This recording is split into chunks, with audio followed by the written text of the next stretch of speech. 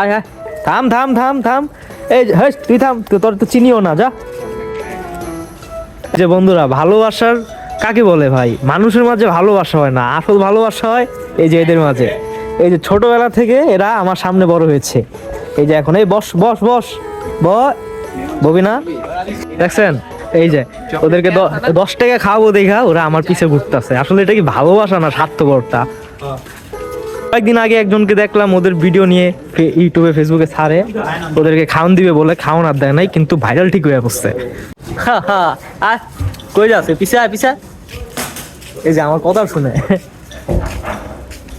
বলছিলাম ভাই, ওরা আমার ভালোবাসা না ভাই, ওরা অন্য করে পিছে যায়, আমার পিছে আয় না, অথচ খাওয়াইতেছি ঠিক আমি।